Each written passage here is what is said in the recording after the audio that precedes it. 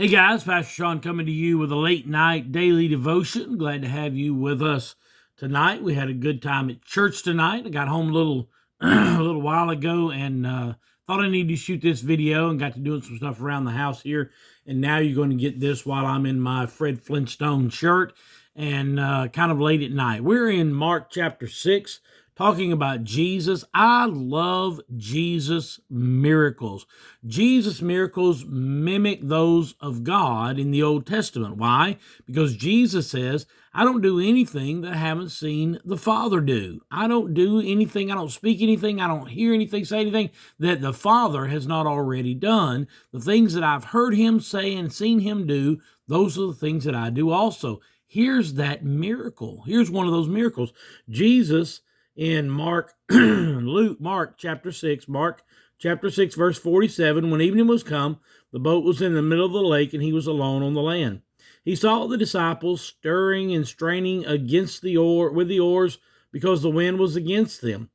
And about the fourth watch, he went walking on the lake to them. He was going to pass them by, but when they saw him walking on the water, they thought he was a ghost, and they cried out because they all saw him, and they were terrified.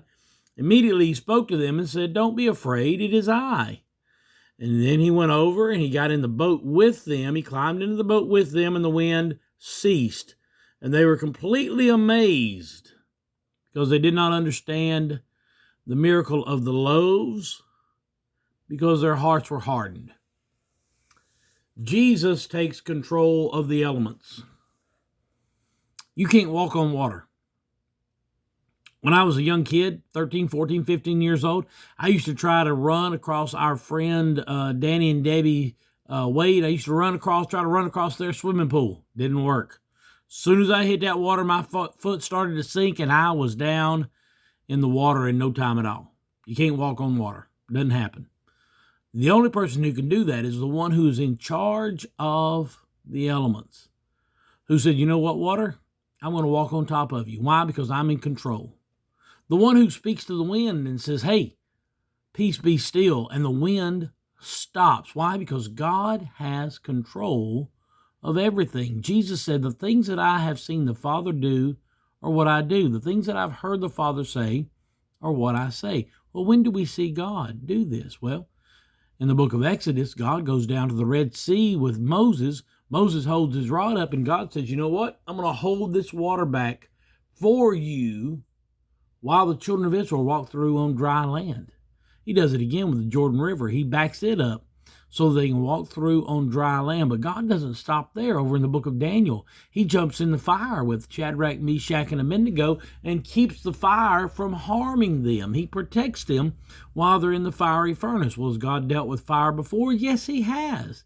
In the book of Exodus, we read where God comes down in a pillar of fire and smoke and thunder and lightning and earthquake and sits down on top of Mount Sinai and says, Moses, come on up here and talk to me, buddy. And Moses climbs the mountain, communes with God in that fiery atmosphere, and Moses was not harmed. He was in the presence of God so much, though, that his face glowed like a hot coal taken out of the fire, like the sun shining in its brightness. Why? Because God is in control of everything. So why do we hold God back? Why do we push him aside and say, you know what, Lord, you can take care of my salvation, but these other parts of my life, I don't want you involved in that. You ever wondered why your finances struggle? Because you don't allow God in your budget. You ever wondered why your lifestyle struggles so much? Because you don't allow God in there. You ever wonder why you have such weird friends and friends that take advantage of you? Because you don't allow God to prune those people from your life.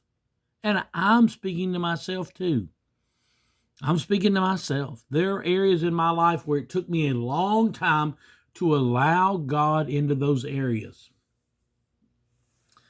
But now my marriage is full of God. My finances are full of God. My friendships are full of God.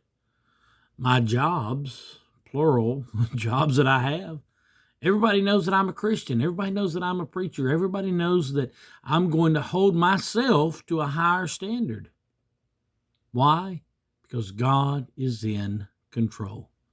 And when you put God first, when you put Him out front, everything else will work itself out. I love you. I'm praying for you. Let God have control of every portion of your life, and He will flood your world with blessings. I'll talk to you again tomorrow. God bless you as always, is my prayer.